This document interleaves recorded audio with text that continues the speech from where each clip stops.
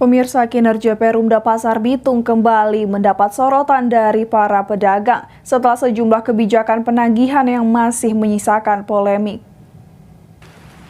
Pedagang pasar kembali menyoroti kinerja penataan dan perbaikan sarana dan prasarana pasar yang kurang diperhatikan pengelola pasar selama Perumda hadir di Kota Bitung.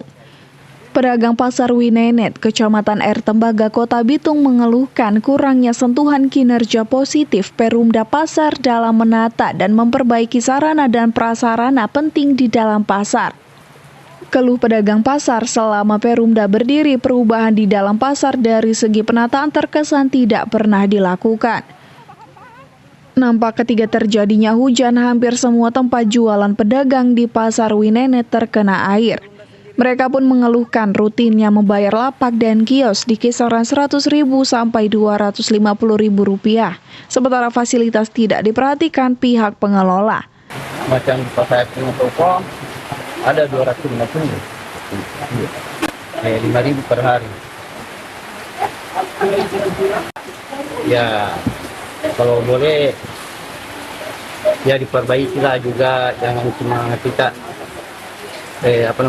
kewajiban kita, hak kita ya toh. Kita punya kewajiban kan membayar retribusi, jadi dia juga punya hak juga memperbaiki. Terimalah usulan-usulan pedagang. Pedagang juga mengeluhkan penataan pedagang pasar sayur di bagian depan jalan yang seharusnya ditertibkan pengelola. Tamrin Bandu, Ketua Komisariat APPSI Pasar Winenet menjelaskan, selama ini penataan los sayur tersebut sudah dikeluhkan oleh para pedagang sayur di dalam pasar. Penataan yang di luar itu, yaitu kalau bisa ya kembalikan lagi ke fungsinya, karena di luar itu bukan untuk sebagai pedagang eceran, tetapi itu difungsikan untuk bongkar muat. Khususnya kepada Perumda Pasar, ya kalau boleh pasar Winenet ini ya diperbaiki lagi,